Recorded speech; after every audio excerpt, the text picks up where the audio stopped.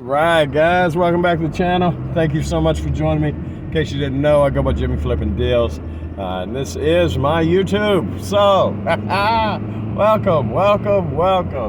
Oh, I am on my day off. The sun is shining. The car is warm. It's January the 8th, I believe. Beautiful Sunday. Happy Sunday. Welcome. So, no mail today. Beautiful. I did work on some packages last night. Did work on cleaning the house for those that are keeping up with my life. Spent some time cleaning. I did make some progress. Let me see. The packages I did do ultimately was not a lot of money, but probably like $50-$60 profit on the side when I get home, as I'm jamming the music and in my own head, working on world domination. Yeah. No, but very cool. Did not spend a lot of time. Actually, I did get one new listing dropped onto at least one site because I got a return in. I had originally bought like 15 of these CD players back in May of this year, whatever. They didn't move until Christmas, right? Not only that, and they moved at a good price, but their market was flooded. There was a lot of them. People were, whether you call it sales or price wars, you name it. I was lucky to get roughly $30. I think it was $25.99 or $24.99 and $5.99 shipping. So that's what, $31. I was lucky to get 31. So many people sold at 20, 21, 22, 23, 24. I kept holding and watching the calendar tick towards Christmas. And for a $7 purchase that cost $6 and some change to ship, I managed to post all, like I said, right at 15 of them and sell them right at $31 a piece. Now, out of those 15, one came back yesterday, and it was because of the packaging going there and the lovely ladies' packaging coming back. It was in probably 9.9 out of 10 condition. I mean, it's just brand new, not messed up in any way. The lady said that the person that she had gifted it to said that they just ultimately would not use it. Now, you and I may be among the belief that CD players are not something that people still buy. At first glance, that's what I thought too. But one thing that I have learned in this reselling is quite often you get further with the ideology, the thought process of saying don't think, scan and do research, and there could be a snazzier way of saying that, but regardless of what I think it's worth, do the research to find out what it's actually worth. And when it went clearance, I could see sold comps for $30, $35, $39.99, which were just and a lot of them. So apparently it is a tech that people still use. I haven't owned a CD player in a long time, but for people that do, because the way supply and demand dictates, there's not a lot of CD players left.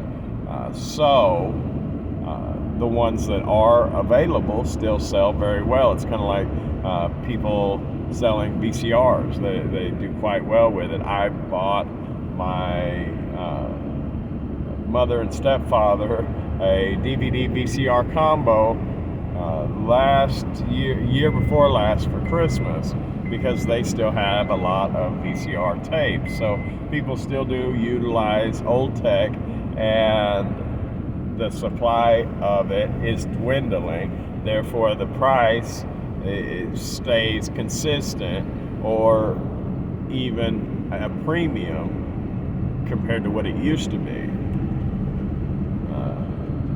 And got a real good deal off of eBay, by the way. I forget the seller's name. I don't know that I even paid attention, but very, very good transaction. I was pleased with the packaging, everything else. But that brings me back to the point of I got the CD player back yesterday, and it was in beautiful condition. I'm surprised that the return label allowed it to fly without any extra postage, because I know she was overweight on that thing. But maybe they're more lenient on return packaging than they are straightaways, because I would have expected to get a addition on that.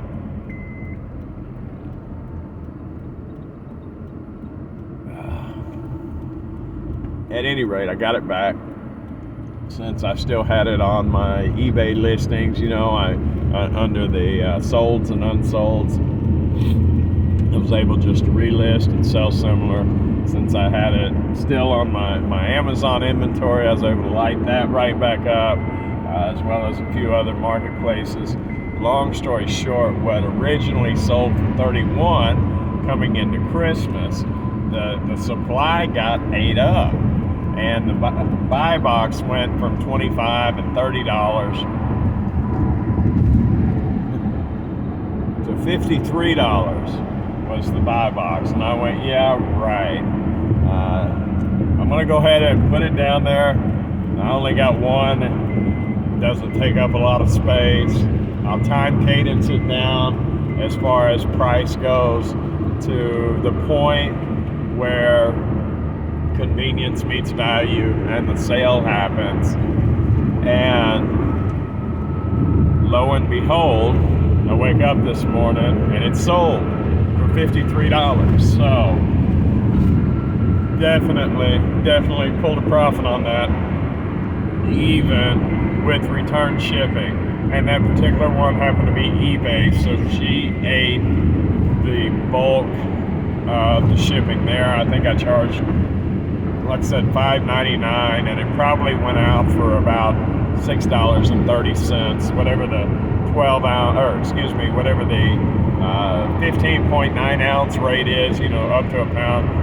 Over 12, under a pound rate is probably about $6.30. And she ate $5.99 of that, because I don't cover buyer's remorse on the shipping to them on eBay on the bulk of my listings. I do offer hassle-free returns, and if it is my mistake, I definitely cover shipping to the customer, but under buyer's remorse I don't. I just changed my mind. Well, fair enough. I mean, you're more than welcome to the bulk of your money back, but the shipping to you, I don't cover that, and I'm upfront about that. So I think that's a decent deal. She knew what she was getting into. I do believe so. We were both on the same page. But yeah, sold for 53 and change. Came in a penny underneath the other guy and sold within 12 hours. So that was a decent one. Also, I have a Gujitsu that is very similar, apparently not the same, very similar to 6 or 7 of them that I sold last year. And when I say last year, I mean 2022 Christmas. I had bought probably in April of 2022, ended up selling at Christmas. I bought a very similar pack, although the configuration of the box was different. It looked the same, and despite the current market value on that particular one, I put it up actually higher than the one I was selling in 2022. I marked it up by about 10%, and I called it $49.99.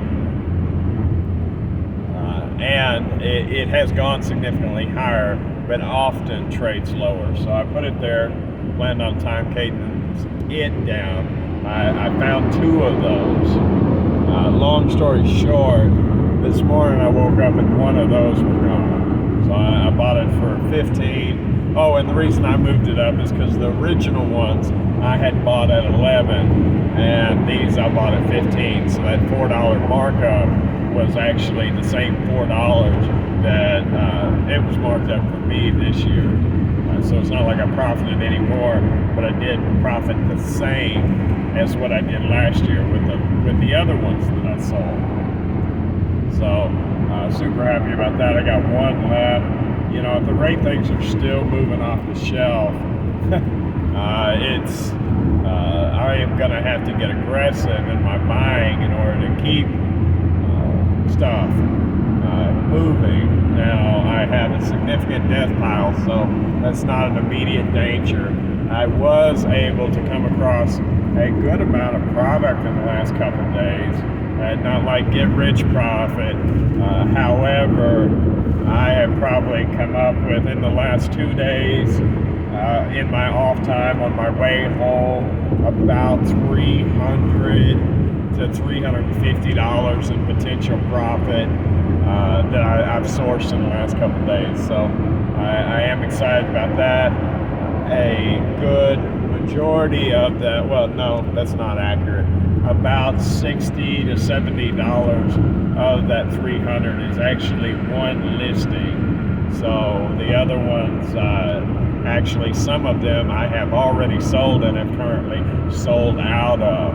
And the reason that is a good thing is when I've sold out on it and people, it's no longer available. People get emails, you know, eBay sends them emails when that product is back in stock, right? So sometimes those are quick flips. Other times not so much, but I do know that they sell. I've sold them multiple times, and I was able to find some more. So I couldn't be more pleased with that. I did not get all of the packages finished from last night. There weren't that many, but I in all honesty, wasn't feeling it. I spent more time cleaning the house and a little veg time, right? Like in my head, like not doing nothing, you know, but zoning out on Facebook or YouTube or whatever, just enjoying life and not being a workhorse, you know. So sometimes I believe that can lead, if you do it regular, to inefficiencies, drastic inefficiencies. However, I believe that sometimes it is good for me to be me and not do anything. That way, I don't burn out. You know, I would like at the moment to be cataloging stuff here. I do have orders going out for tomorrow, and I definitely want to get those knocked out. But I do want to also catalog stuff today. But at the moment, since it's my day off, I'm going to go run Dad some supplies. For y'all that don't know, my dad lives in a nursing home, and he needs care packages brought in, like tea and stuff he's not supposed to have, like extra stomach medicine, because apparently the doctors will not give him what it takes to get his acid indigestion down. However, whether it's good, bad, or indifferent, one extra one seems to make him comfortable. So, good, bad, or indifferent, in their medical professional opinion, I don't necessarily care about. I will get him what it takes for him to be comfortable, regardless of the fact of long term if it's good for him, because I believe quality of life is just as important, if not more so important, than quantity of life. I believe that to be true in my life. I believe that to be true in his life. I believe that to be true in everybody's life. But to each and everybody, that's their own decision. He would prefer to be comfortable. I would prefer him to be comfortable. He hasn't asked for any food today. He did call me yesterday because he has an issue. His biggest complaint in life before the last couple of months was that at the place. He's been there almost a year. The food at the place was horrible. That's his biggest complaint. So I introduced him to DoorDash, which he's gotten quite the kick out of. However, he's not able to place the orders on his own. So he calls me at some of the most inopportune times at work and asks me to DoorDash him something, which generally, if it's something that he's already ordered, doesn't take me a second, as you know, for anybody that uses DoorDash. Yesterday, while I'm at work, in retail, on the weekend, he calls me up. He says, "Hey, can you DoorDash?" And I said, "Sure, what do you want? You want a burger?" He said, "No." I said, "Do you want shrimp?" He said, "No." I said, "What do you want?" He said, "I don't know. What do they got?" So, 10 minutes went on of all the different selections that he could have until he finally decided that what he wanted.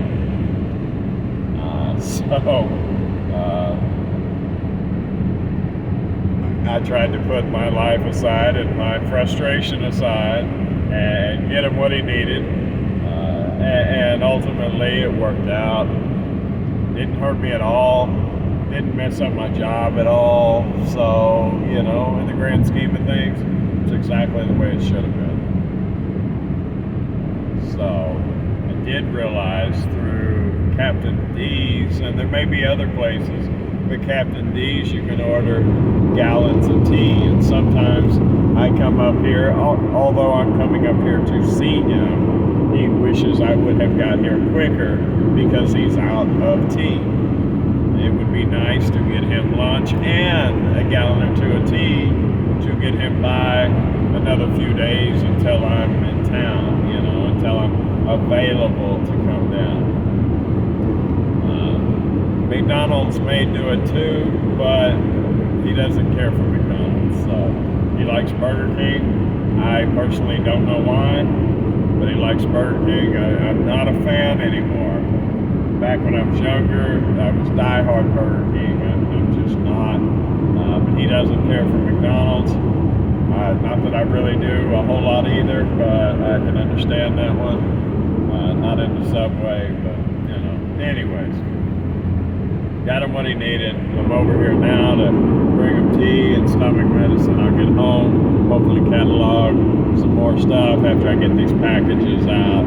One good thing about the Gujitsus, this packaging, the last one had a big stand-up, you know, they had the merchandise, and then they had a stand which you had to not only account for but pack around to make sure that didn't, you know, get messed up. And I've seen some people just fold that down, but I don't. When I receive it, I want my customers to have the product the same way it is in the store. Rarely do I bend something down or you know, butcher it in order to get it in. Every once in a while, it's unpreventable, but some people, I think, go to a big excess with that. You know, people ship in ways that I don't particularly care for. Now, I used to, sometimes that's good, sometimes that's bad. Case in point,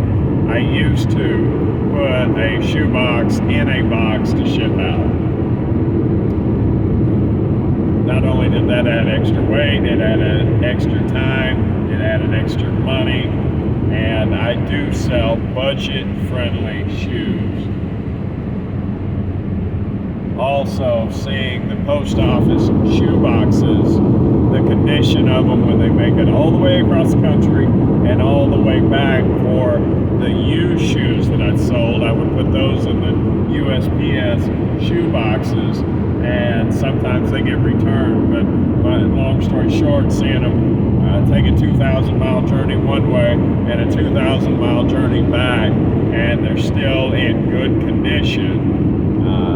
Also buying Nikes from Japan, bought some Nike Shocks, the Neymar, the multicolor red, yellow, whatever challenge, I think they're called, the metallics.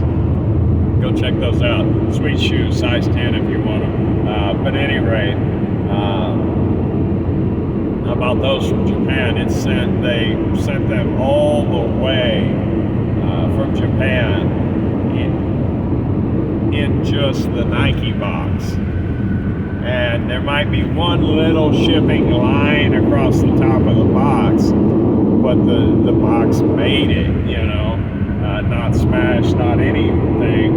I bought my wife Skechers. They came straight from Sketcherland, and they were just in a straight box. I bought Fila's from Fila, and they actually had a real nice box, but they sent it in the shipping box. And it wasn't the brands that I was after, it was the actual colors and the style of the shoe. My wife likes very colorful stuff, so when I seen it, I grabbed a hold of it and bought it.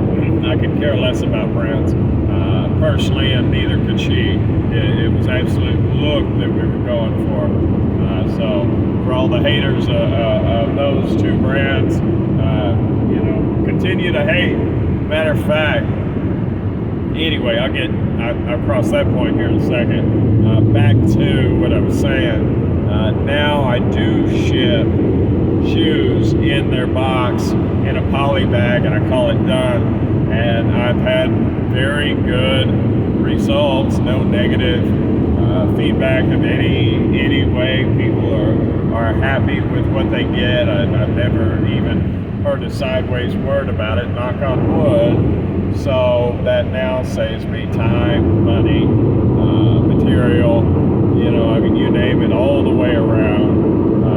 It saves. So some ways that other people package that I consider to be inferior still work, but that Fujitsu will be easier to package with less worry about it getting damaged in transport. And let's be honest, they're squishy, pliable toys. The toys aren't going to be damaged in any way, regardless.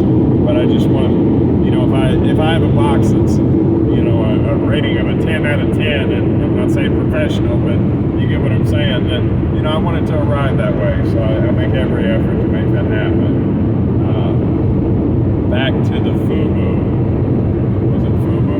Yeah, it was FUBU. I bought those. I ordered straight from FUBU. They had been out, but then the listing came up on Facebook because they knew that I wanted it. It was I think they were called Fremont TRs. They were the rainbow or tie-dye, or however you want to call that edition, the yellow, pink, blue, green, you name it. Really, really wild looking shoes. Anyway, they came back in stock, so they said, and I ordered them. And their shipping policy said that anything would be shipped out within 3 to 5 days of order, which was more than acceptable. I did them right at the beginning of December, so they would be here by Christmas. And I really expected them by the 7th or the 10th, right? Well, it took I did them the last week of November, and it took them almost 3 weeks to ship them. Once they did ship, they shipped almost, UPS or FedEx or whoever it was didn't waste any time getting them to me. They made it here by Christmas, I think by December 23rd or something. But it was like turnaround almost a month from the time that I ordered them till the time that I received them, and the carrier wasn't responsible. And I hit FUBU up, and I said, "Hey, bro, you ain't sent my stuff." They blamed it on COVID. I said, "Man, COVID was last year. You need to come up with a new excuse. Send my shoes out."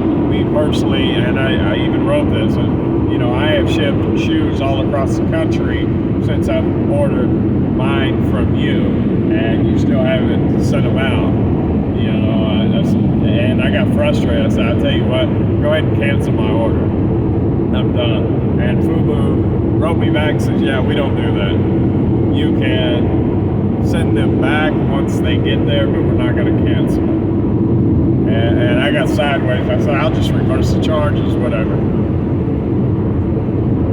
I did, and I was just frustrated. But the shoes got here. The box was immaculate. The condition was immaculate. The shoes were really cool.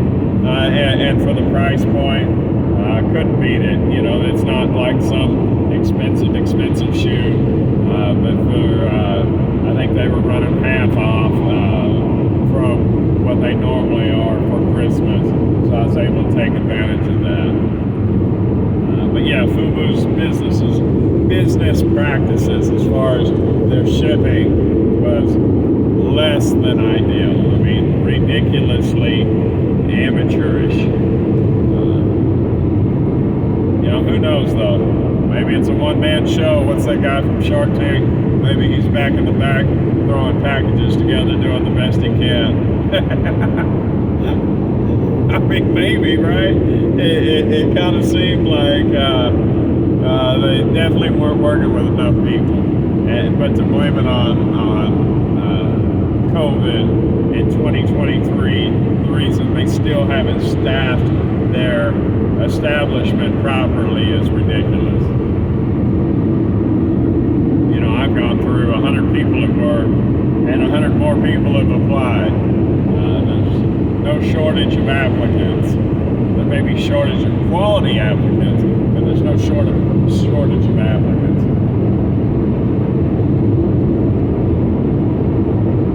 Provided you pay enough. That might be an issue too. You know, if you're still paying minimum wage, nobody will want to come work for you. So, at any rate, let's see what else. Like I said, 2 very decent sales so far today.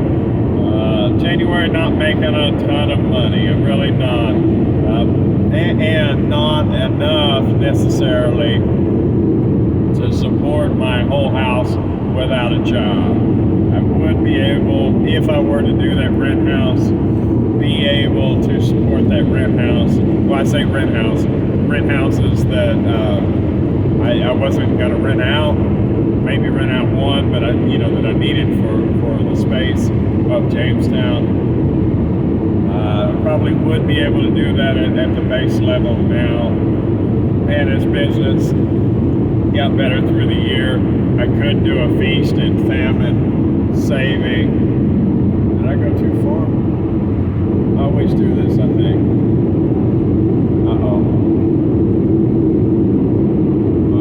I guess I've been talking for a while, hadn't I? Let's see. No, I think it's the next town over. Anyway, what was I saying? I got blown away when no, I haven't missed my exit. Definitely make enough to support that, but not necessarily to support my whole house. Well, on the feast and famine scale, I do. But being now the sole money coming into my house, I definitely can't grab other investments, but I have to watch my P's and Q's on this one. Because now that it's it just money's tighter. But that's what I'm trying to say. Or I'm scared. I'm holding my money closer. Is more accurate right now. But the good news behind that is even after it's slowed down, and the last 6 months have been fantaculous. I don't even know what word that was going to be. Fantastic, fabulous. that's what I was trying to say. Fantaculous, yeah. Fantaculistic. No, fantabulistic. Yeah, whatever. You know what I mean. Have been great, and actually, the profit over those 6 months paid for the whole year. In that manner of speaking. But I don't want to base my investments and my lifestyle or anything on my best months. I want to base my investments and my lifestyle on my worst months. And that being said, if I double the business this year which last year to this year, 4 times the business. But if I double it next year, then my sideline job will have effectively beat my primary job in money, in profits. So the possibility, the reality that Plan B has overtaken Plan A, it's a certainty, and that's a huge relief. And then from there, the good months and the great months of the year will only go to strengthen the foundation from the decisions that I can make from the low months. You know, if I'm making in a month, let's say in my bad months, $5,000 a month in profit, and in my good months I'm making 20 grand a month, then provided I only make decisions on a $5,000 a month income, then life shouldn't be easy because of those $20,000 months and the $10,000 and the $12,000. You see what I'm saying? Should just strengthen those decisions and make everything all right. That interaction on the road was a little strange,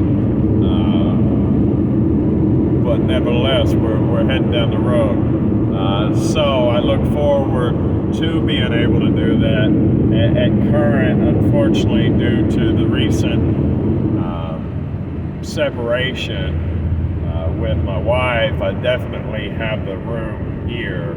It's not the way I wanted it. You know, I was thinking about this today on that, and then I won't say a whole lot on it.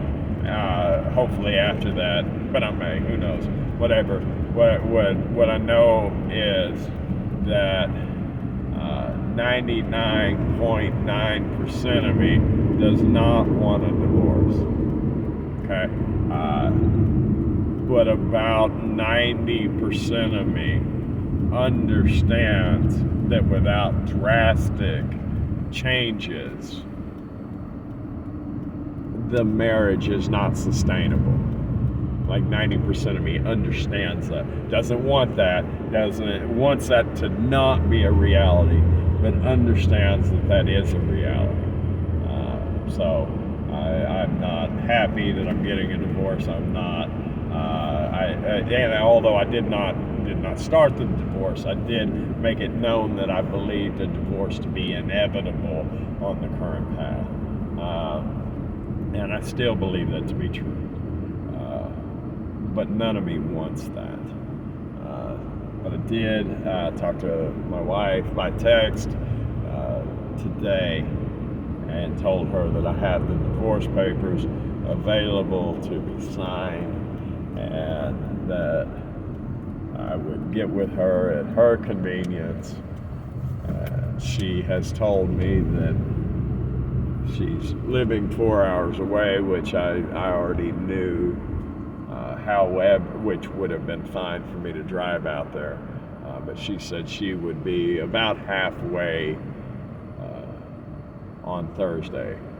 So 2 hours closer, 2.5 hours closer to me on Thursday. So when I get in tomorrow, I'm going to go ahead and ensure, because I don't have an exact time that she'll be available on Thursday, I'm going to go ahead and take off all of Thursday to make sure that I'm available for her when it's convenient for her. And I use convenient only in the term scheduling, because realistically this whole process is not convenient for either one of us. And it's unfortunate. It really is. But nevertheless, some things in life are uncomfortable and not related to divorce.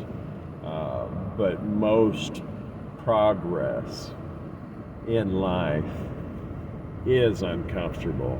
And I am not calling this divorce progress, so don't mix the two things that I'm saying. I just know that at times in life there's things that we are essential or necessary that we do that are uncomfortable. And I have learned that that's part of it, and that I have to be okay with that. The ability to evolve and adapt is paramount. Other than that, guys, y'all have a wonderful day. All right. I appreciate y'all joining me. If you've made it this far, thank you. Please consider subscribing. Y'all have a wonderful day. Bye.